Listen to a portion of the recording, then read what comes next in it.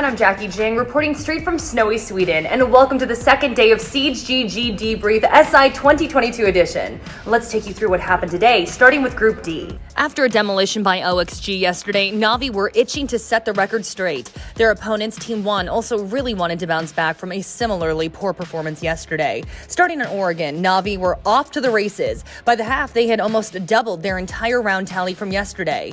Team 1 were soon 1-6 down, and though they showed some signs of life, the map went to Na'Vi in a comfortable 7-4. But moving on to Cafe, and the script flipped. Team 1 cleaved through Na'Vi, going up 5-1 in defense with a flawless round 6.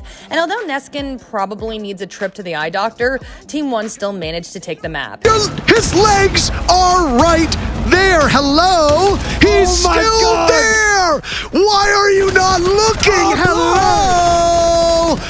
What the hell was that? I am just astonished. XD from Doki and Chad.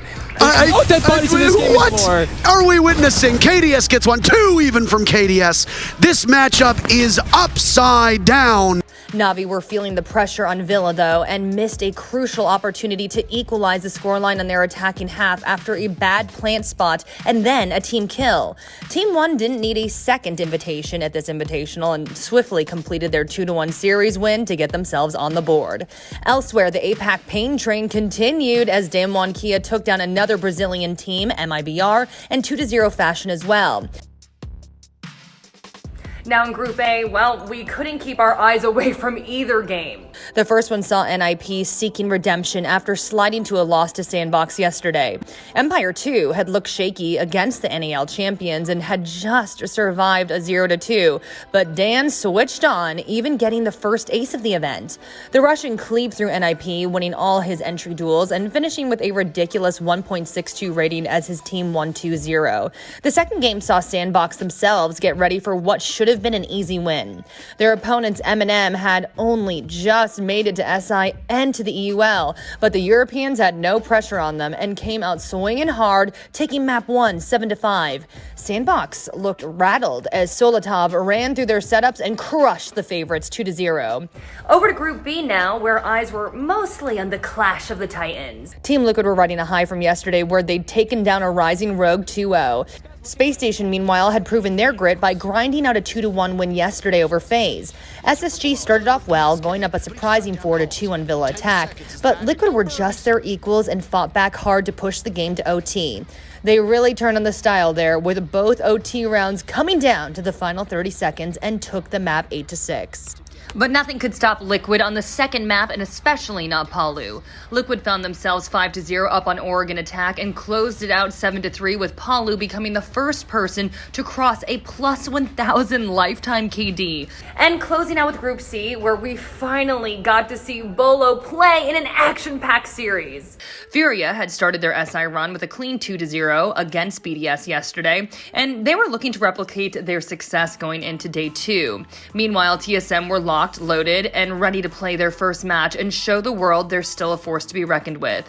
First on the menu was Villa. Furia won round 1, but TSM evened it out soon after, relying on flashy plays from Beaulo and Merc, along with an ace from Achieved. Downfall, getting into bathroom and just taking them apart, but Achieved, he's fighting back, finds Lender, 2v2, 10 seconds left to go. Charla has diffuser. It's all about getting in and having that plant attempt now. Rare, he sees the man cut across in front of him, shut down by Achieved on the quad. This could be an ace as Miracle pushes forward. Achieved is on the cover. Charla just around the corner. Miracle finds him. It's 1v1 Des. It's ace versus Miracle here as Achieved gets the ace if he finds this kill.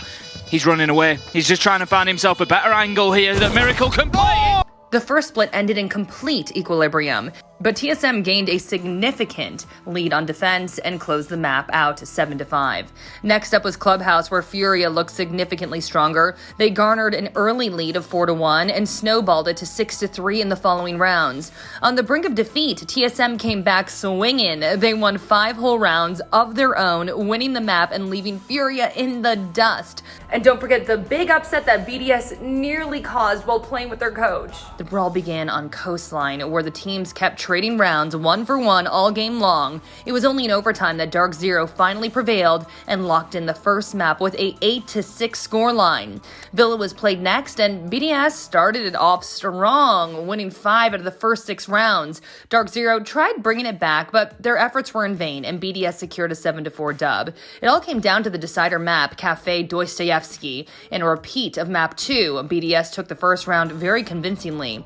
But this time, DZ managed to not only force the OT, but also win it out. But finally, Canadian is putting it down onto the ground. Shikhar now needs to try and stop that. The impact's going back in. The damage will not connect, and Panbazoo will instead connect a headshot to close out on this map and close out on the series as Dark Zero take it. So what did you think of today's games? And how do you think the next 3 days of group stage games will go?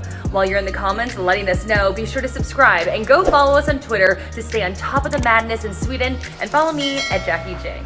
If you want to see more of the numbers that everyone has been putting up in the Six Invitational, head on over to the SiegeGG competitions page. And of course, stay tuned to SiegeGG everywhere you can to keep up with all things Rainbow Six. See you tomorrow!